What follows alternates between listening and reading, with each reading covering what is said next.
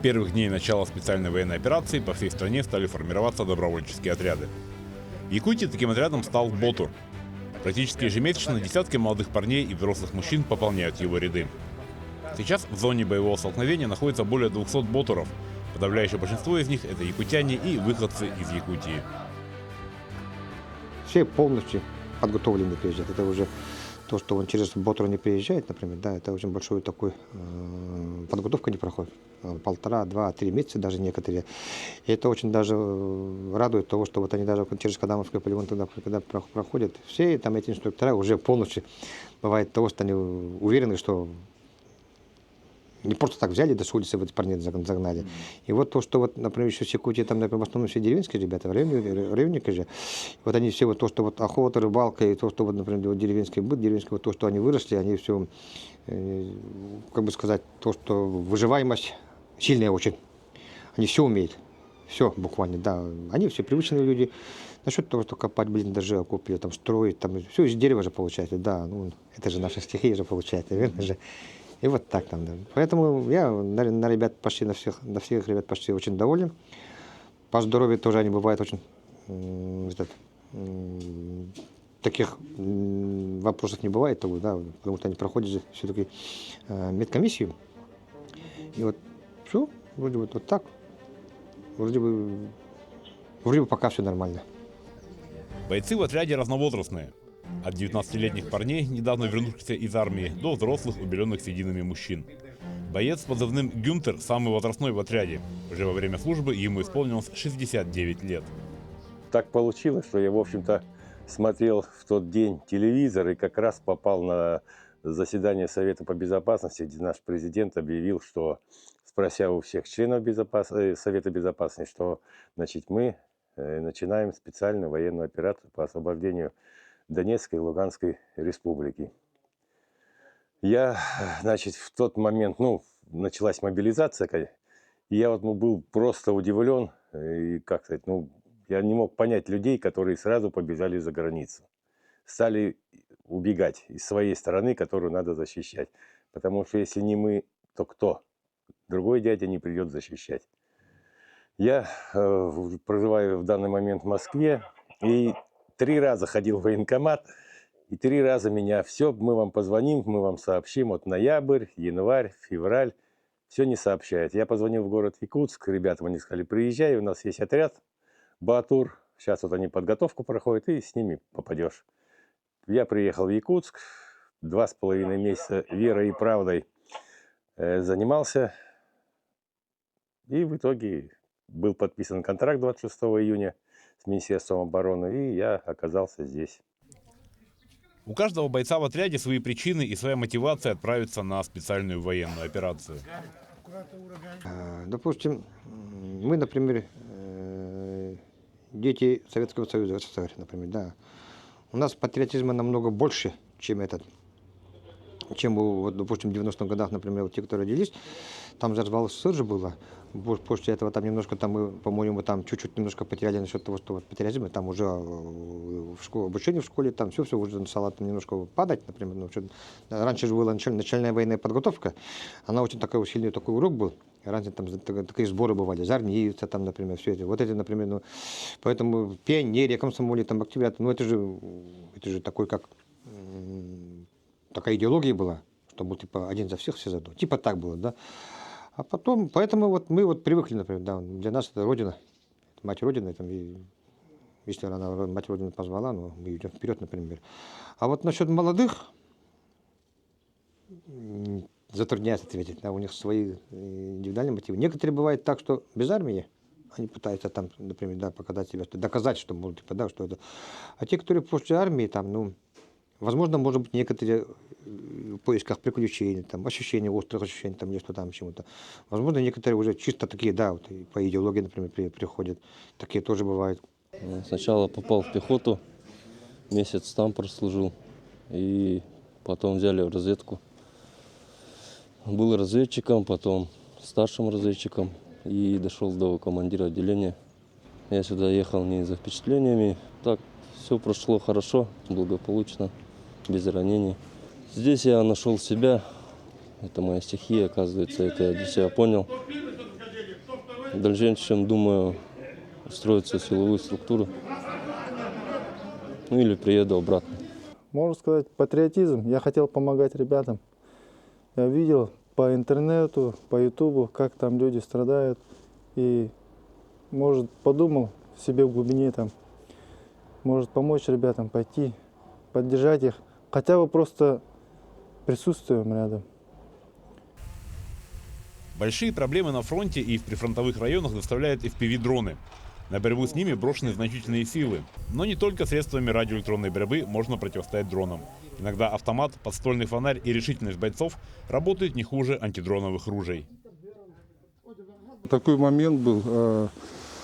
На позиции там танк подбили нашего полка, да, и попросили там охранять от камикадзе. А дневное время мы охраняли, где-то уничтожили 9 камикадзе. И ночное время где-то было время 22 с чем-то минут. И одна ведьма подлетела, стояла над танком. Тепловизоры видели, стреляли с автоматов мы. Крупнокалиберного у нас пулемета ничего не было. И был фонарь тоже, этот охотничий барракуда, подствольный фонарь мощный такой. И с этим фонариком, как говорится, мы подлезли, как говорится, под ведьму и расстреляли ее. Естественно, она загорелась, упала от танка метров 10, ну, лежала, горела. Мы отошли, там минометный обстрел был тоже. И минут через 40 опять подошли к танку там. И к тому времени тоже вторая ведьма подлетела тоже скинуть, чтобы уничтожить этот танк наш.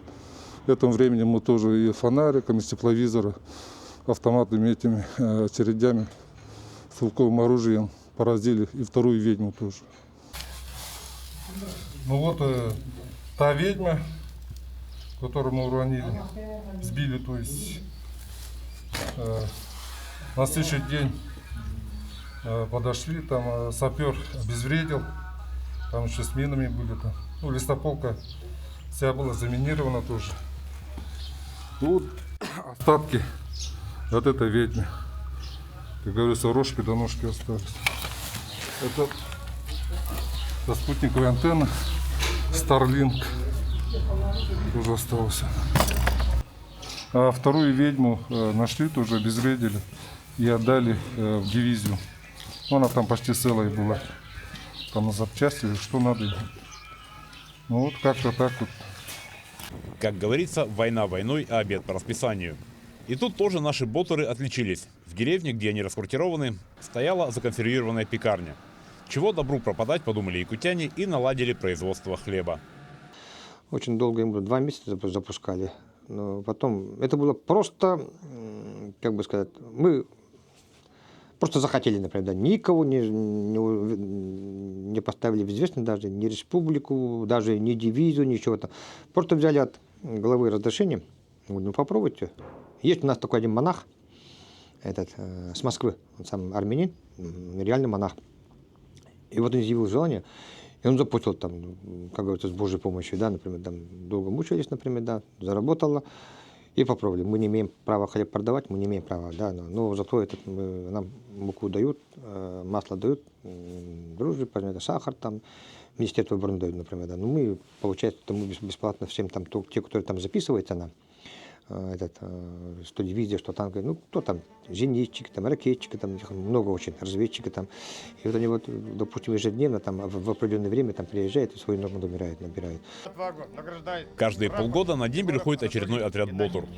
Командование отряда старается, чтобы каждый боец уехал на гражданку с заслуженной наградой. Администрация Луганской области высоко ценит боевые заслуги, поэтому практически каждый боец получает медаль за боевые заслуги, за храбрость, за доблесть. Ну, эти полгода прошли быстро, можно сказать. Дело в том, что мы-то все время находились на передке, на первой линии. Прямо самый передок, можно сказать. И там дни очень быстро проходят. Я решил добровольцем идти, я сам пенсионер МВД, начальник уголовного розыска, майор полиции в отставке. на пенсии. Ну, как на пенсию ушел, потом уже решил, надо как-то себя все равно показать. Я ранение получил, во-первых, там, находясь в передке. Сейчас у меня вот после восстановления все равно, ну, думаю, может быть, приеду. С первых дней образования отряда внимание к нему со стороны республики очень пристальное. Дополнительное обмундирование, подарки на все праздники, необходимое оборудование и инструменты. Этим Ботуров Якутия снабжает в достатке. Республика нас очень сильно снабжает, но очень хорошо обеспечивает, начиная от FPV дронов, от маленьких, например, да, то, что самые основные там, до этого Сокола, но Сокол это у нас, по-моему, бренд, по-моему, получился, как это Сокол. Очень хорошо себя зарекомендовала. Нам поставили еще в 23 году, в феврале месяце, 4 штуки. И с тех времен уже, когда привезли, как начали эксплуатировать, потом отзывы написали, все это полностью, видеоотзывы там отправляют на Министерство обороны. Все в шоке. Вначале как-то скептически относились. Ну, после того, как уже начали эксплуатировать, уже поняли, уже как раз в мае, в феврале месяце, как и в ноябре, допустим, да, вот все время это в грязь, болото там, например. Как говорится, даже в черноземе этого Украины даже застревают танки. Поэтому наша снегоболотоходы они себя показали на ура. Очень все завидуют, не то что завидуют, но радуются. Водителей ЕКТ «Соколов» на фронте называют соколистами. Эти парни никогда не отказывают в просьбах помочь. Подвезти продукты и боеприпасы, доставить бойцов до расположения или эвакуировать раненых с поля боя. Боец с позывным «Влад» считается одним из лучших соколистов в отряде. Ну, я как попал, меня, один заболел, за 300 спрашивали, умеешь же ты ездить на «Соколе», давай попробуй, да, как машина. Пробовал, ездил, все понравилось так ездить.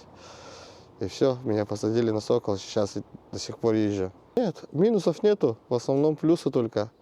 Это машина войны, для войны, оказывается.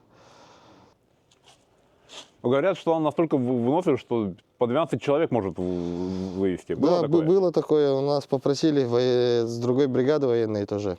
Сказали, там 12 человек за 300 тела, Одним разом их вытащили. Всех поместили и все. Среди суровых мужчин с автоматами в камуфляже служат и девушки. Ася и Сюрях служат фельдшерами и всегда готовы прийти на помощь своим боевым братьям. Ну, во-первых, это мы давно хотели, планировали с Асей. И наши патриотические действия, помогать раненым, помогать нашим ботурам. Вот, так. А какие у вас здесь функции, обязанности, чем занимаетесь, что делаете? Мы фельдшеры, и у нас все включено. Мы системы ставим, капельницы ставим, диагнозы ставим, как-то так. Все-таки мужской коллектив, какие взаимоотношения, они к вам, наверное, относятся как к сестрам? Да. Как бойцам, сестрам. Также обращаются, никакой напряженности нет. Все как должно быть. Так все нормально, обстановка. Каждый день с 300 стабильно раненые обращаются. Из медцентра города Якутска приехали. Мы приостановили просто трудовой договор. На полгода здесь. Бойцы отряда «Ботур» всегда на хорошем счету у командования. На передовой проявляет себя с лучшей стороны, и не зря первый командир отряда Александр Колесов первым из якутян был удостоен высшей награды страны – Золотой звезды Героя. А сколько среди ботуров кавалеров орденов мужества и других наград, сейчас и не сосчитаешь. Но сами бойцы говорят, что служат не за звание и не за награды, а ради победы и мирного неба над головой.